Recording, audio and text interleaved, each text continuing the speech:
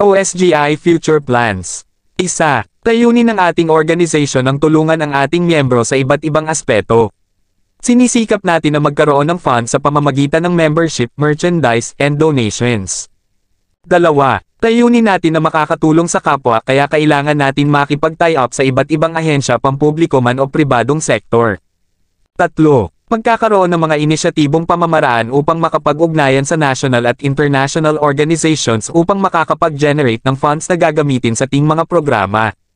Para naman sa ating programs asterisk. Isa, Organizational Assistance and Services. Isa sa mga layunin ng OSGI ay ang pag-assist sa ating kaindustriya sa security, kung saan mag-assist tayo sa mga security guards, lady guards na wala pang posting or floating. Hangad natin na makatulong sa ating kapwa security guard sa pamamagitan ng pagbibigay sa kanila ng impormasyon kung saan ang ahensya na nangangailangan ng ating serbisyo. Pagbibigay ng mga impormasyon at mga guidelines sa mga bagong pasok sa ating industriya.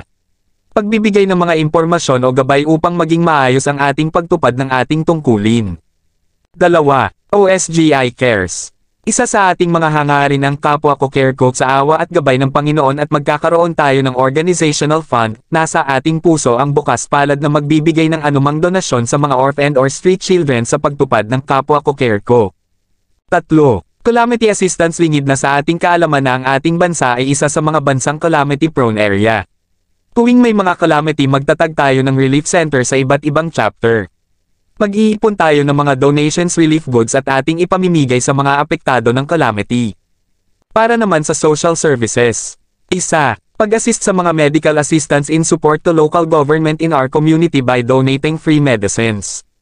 Dalawa, burial assistance. May mga pagkakataon na meron tayong members in times of grief, makapagbigay tayo ng anumang halaga na makakatulong sa pamilya ng ating legitimate na miyembro. Tatlo, sa pagkakataong magkaroon tayo ng organizational fund. We can give financial assistance sa mga porsigido at gustong mag-training para maging ganap na skilled security guard.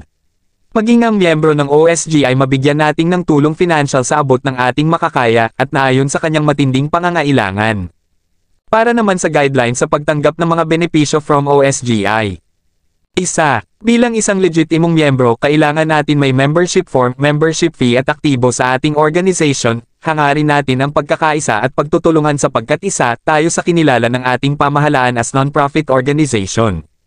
Dalawa, ang pag-avail ng benepisyo ng ating organization ang lahat ay makikinabang, ngunit sa mga pagkakataong ito, priority natin ang lehitimong miyembro na ang ibig sabihin ay registered, with registration fee. Tatlo, ang pagbibigay ng assistance sa mga urgency ng ating miyembro at daan sa pagsusuri ng ating mga opisyales at naayon lamang sa